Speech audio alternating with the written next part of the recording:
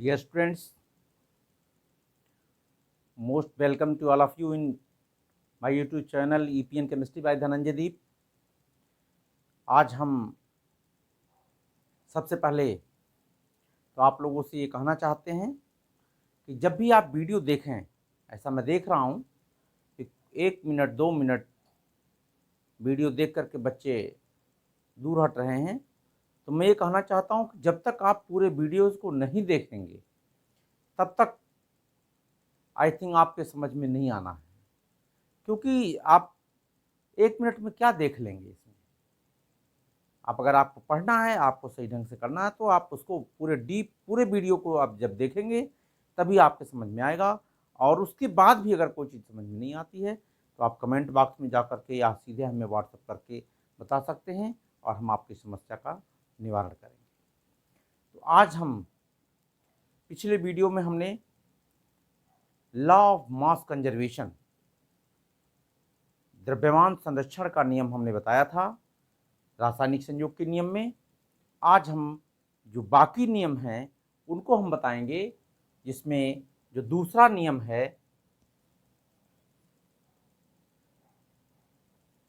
स्थिर अनुपात का नियम, law of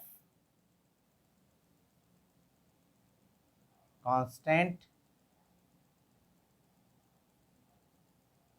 proportion. Law of constant proportion इसको कहते हैं स्थिर अनुपात का नियम।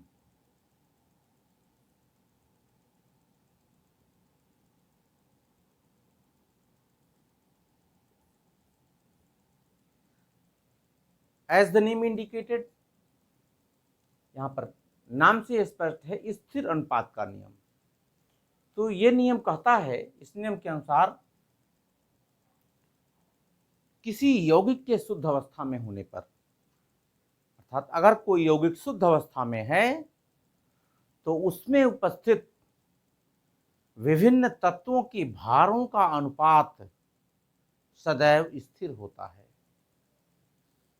चाहे वह यौगिक किसी भी रूट से बनाया जाए, किसी भी विधि के द्वारा बनाया जाए और कहीं भी बनाया जाए। एक एग्जाम्पल हम आपको लेते हैं, या पहले हम उसको नियम को लिख देते हैं।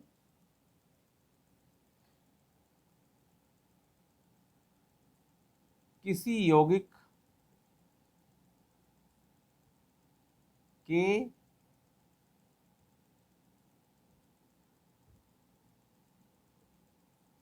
शुद्ध अवस्था में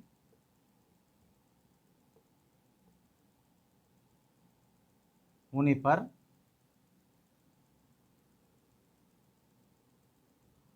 उसमें उपस्थित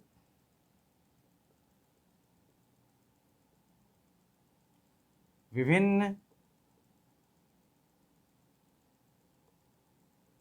तत्वों के भारों का अनुपात सदैव स्थिर रहता है।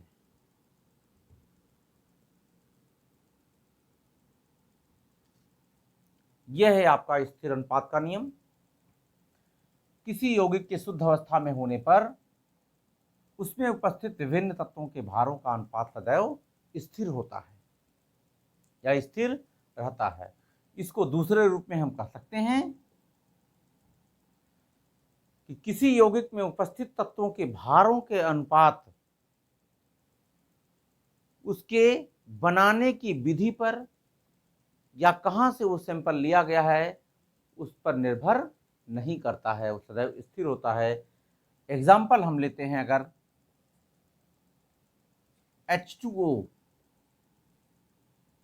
जल का अणु है, अगर शुद्ध अवस्था में जल हम लेते हैं तो जल चाहे किसी भी विधि के द्वारा बनाया जाए, चाहे किसी अलग जगह से लिया जाए, जैसे एक सैंपल जल का शुद्ध अवस्था का इंडिया से लिया जाए और दूसरा सैंपल अमेरिका से लिया जाए, कहीं से भी लिया जाए, तो जल में जो हाइड्रोजन तत्व है और ऑक्सीजन तत्व है, इन दोनों तत्वों के भारों का जो अनुपात होगा वो निश्चित होगा, चाहे वह किसी भी विधि के द्वारा बनाया जाए।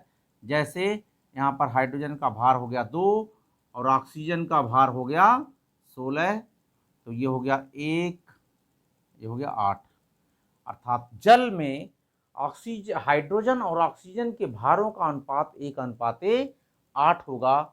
चाहे जल का अणु अगर शुद्ध अवस्था में है, चाहे वो इंडिया से लिया जाए या अमेरिका से लिया जाए, चाहे वो किसी भी विधि के द्वारा बनाया जाए, लेकिन अगर वह शुद्ध अवस्था में जल है तो उसमें हाइड्रोजन और ऑक्सीजन के भारों का अनुपात 1:8 होगा।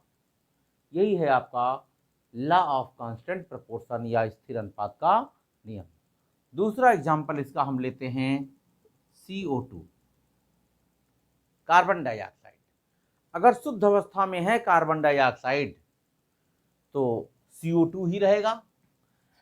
चाहे कहीं से भी कार्बन डाइऑक्साइड का सैंपलिंग किया जाए या किसी भी विधि के द्वारा बनाया जाए, अगर कार्बन डाइऑक्साइड है शुद्ध अवस्था में, कोई इम्प्योरिटी उसमें नहीं मिली है, तब इसमें कार्बन का भार होता है 12, ऑक्सीजन का भार हो गया 32,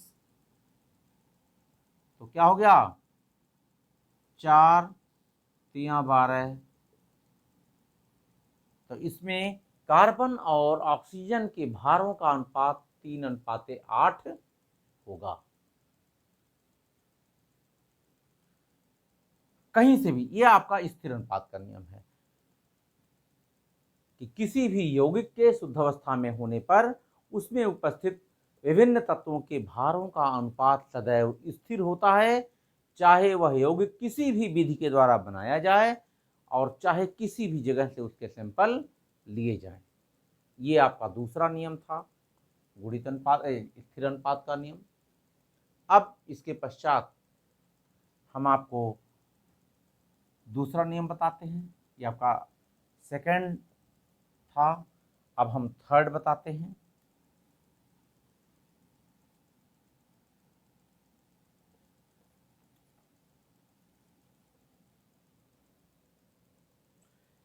तीसरा नियम इसका है लॉ ऑफ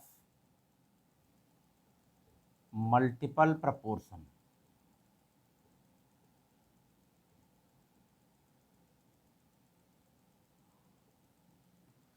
जिसे हम कहते हैं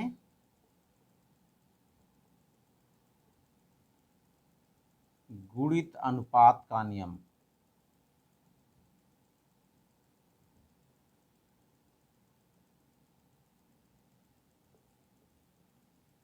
अगर आप नाम को ही देखेंगे तो बहुत जल्दी से आप पकड़ लेंगे। गुणित अनुपात का नियम ये कहता है, इस नियम के अनुसार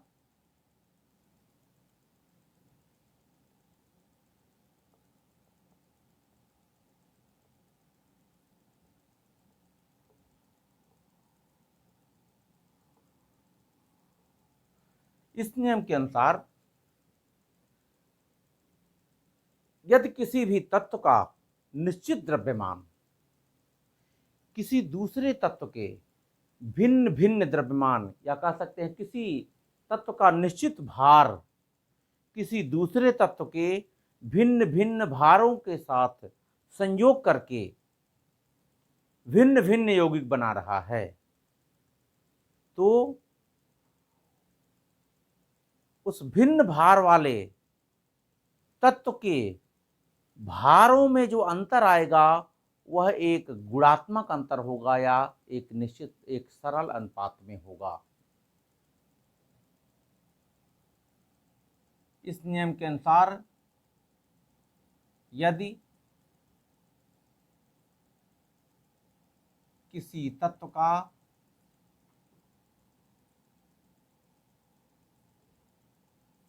निश्चित भार किसी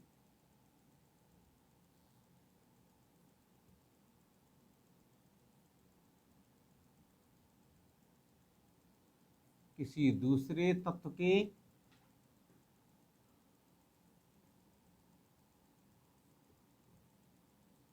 भिन्न भिन्न भारों के साथ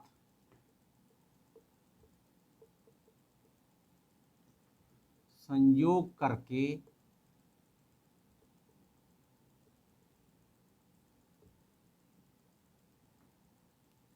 भिन्न भिन्न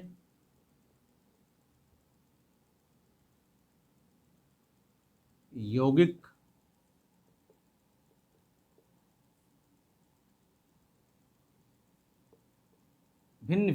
बनाता है, तो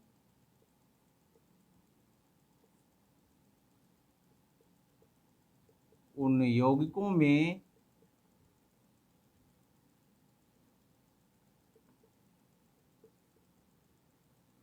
भिन्न भार वाले तत्व के भारों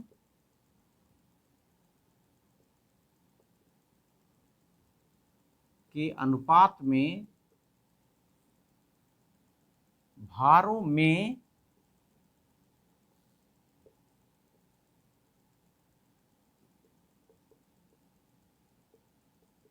परिवर्तन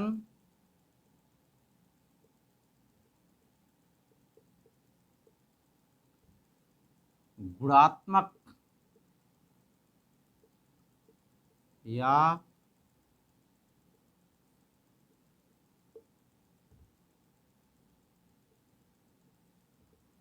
सरल गुणित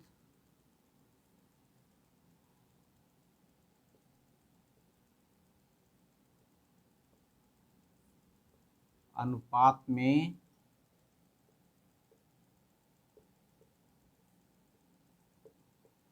होता है।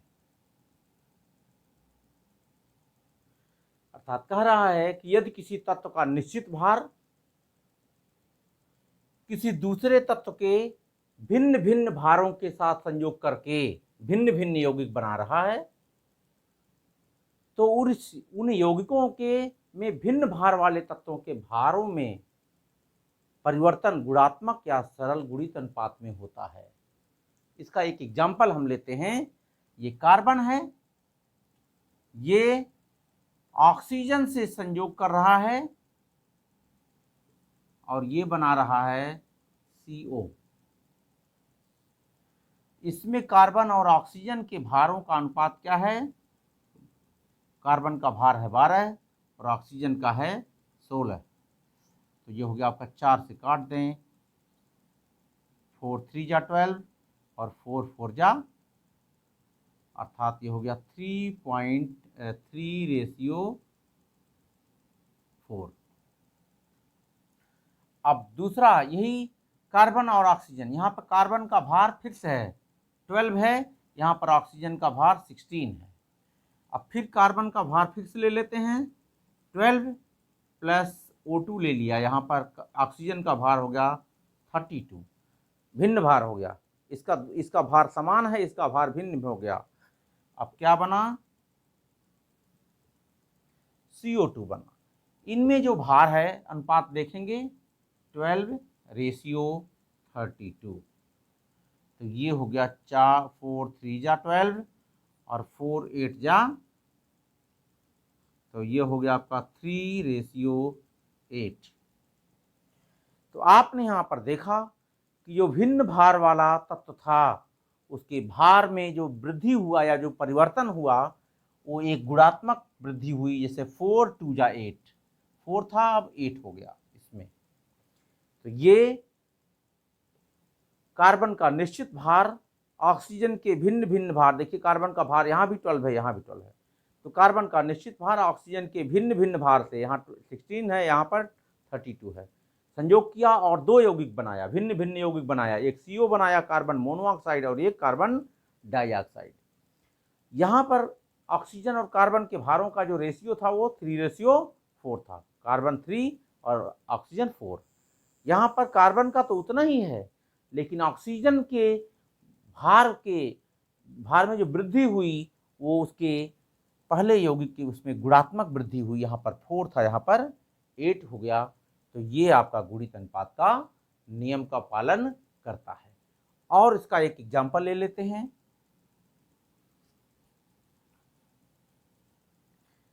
नाइट्रोजन का निश्चित भार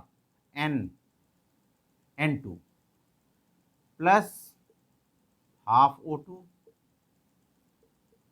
NO। नाइट्रोजन यहाँ पर 28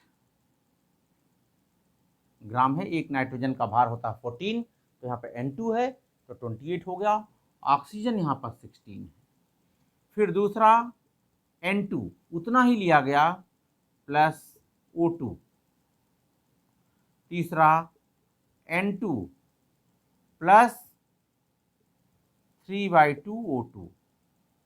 चौथा N2 प्लस 2 O2।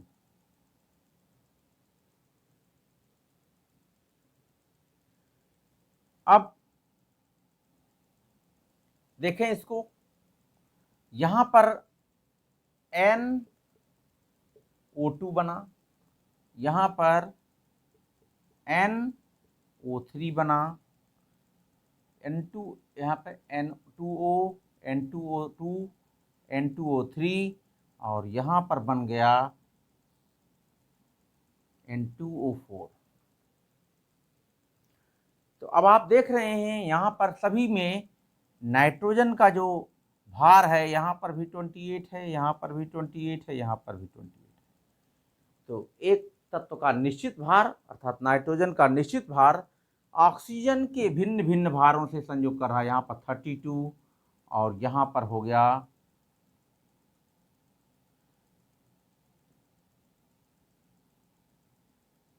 48 और यहाँ पर हो गया 64।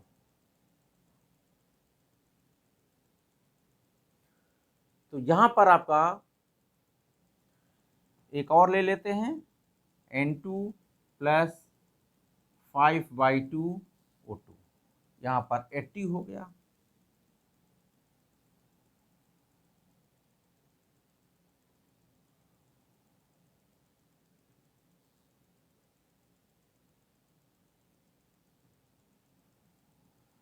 तो यहाँ पर A 80 हो गया। अब यहाँ पर क्या बन गया N2O5।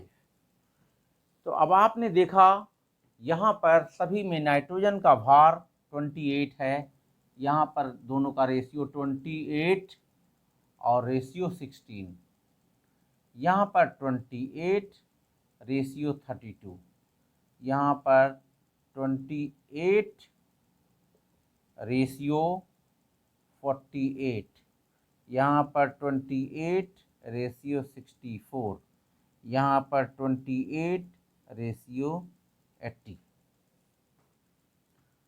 तो आपने देखा कि यहाँ पर जो ऑक्सीजन के भारों में वृद्धि हो रही है वो गुणात्मक अनुपात में हो रही है, अर्थात 16, 32, 48, 64, 80। 16 2 या 32, 16 3 या 48, 16 4 या 64, 16 5 या 80। तो ये आपका गुणात्मक मीन्स के भार में भिन्न भार वाले तत्व के भार में गुणात्मक वृद्धि हो रही है। ये आपके गुणित अनुपात का नियम है या लॉ ऑफ मल्टीपल प्रपोर्शन। अब आपको चौथा नियम बताने जा रहे हैं।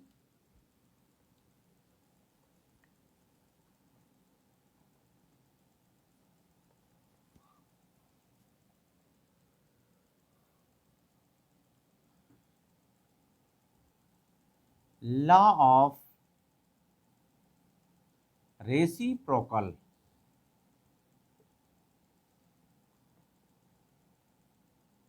proportion। Law of reciprocal proportion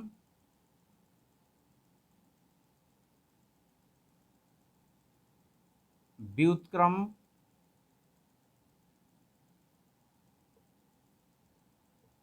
अनुपात का नियम।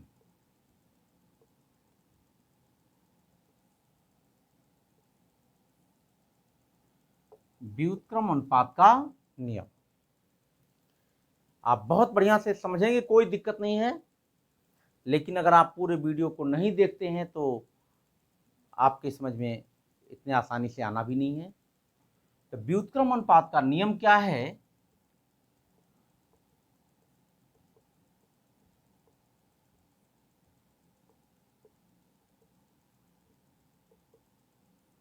इस नियम के अनुसार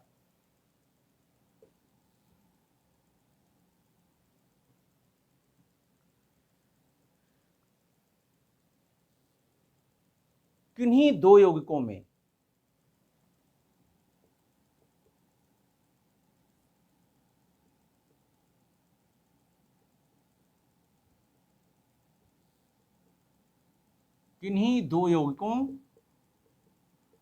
जिनमें एक तत्व समान हो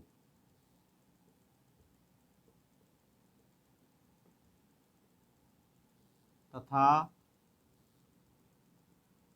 दूसरा तत्व भिन्न हो। किन्हीं दो यौगिकों जिनमें एक तत्व समान हो तथा दूसरा तत्व भिन्न हो, तो भिन्न तत्व आपस में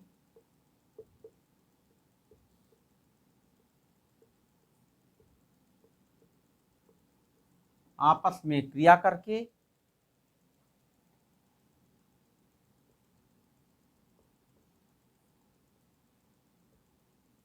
तीसरा यौगिक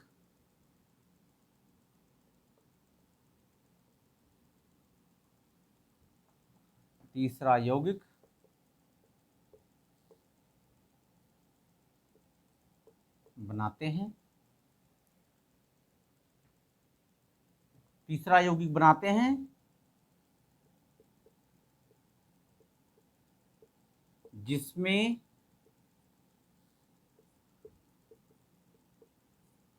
उन तत्वों के भारों में या तो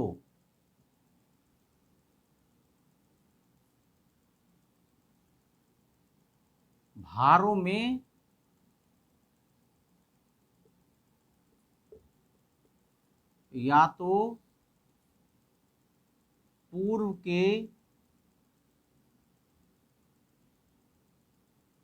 यौगिकों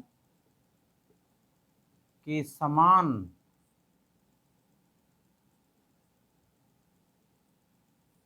अनुपात होता है,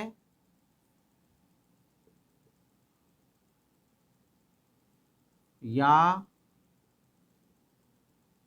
उसका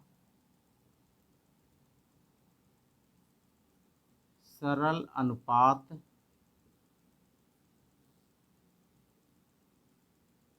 होता है। ये आपका व्युत्क्रम अनुपात का नियम है। कह रहा है, अब देखिए एग्जाम्पल से आप बहुत बढ़िया से समझेंगे। मान लीजिए कोई दो यौगिक हैं, एक यौगिक है CH4 और दूसरा यौगिक है CO2। देखिए इस दोनों यौगिकों में एक तत्व समान है, यहां भी कार्बन है यहां भी कार्बन है, ये तो करा एक तत्व समान हो, यहां पर एक तत्व समान है,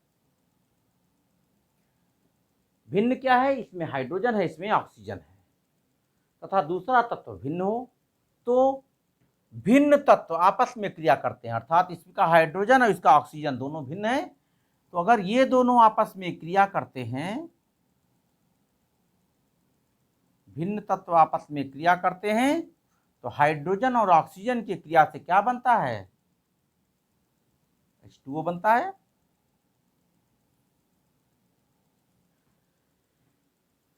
आपस में क्रिया करते हैं तो तीसरा यौगिक बन गया।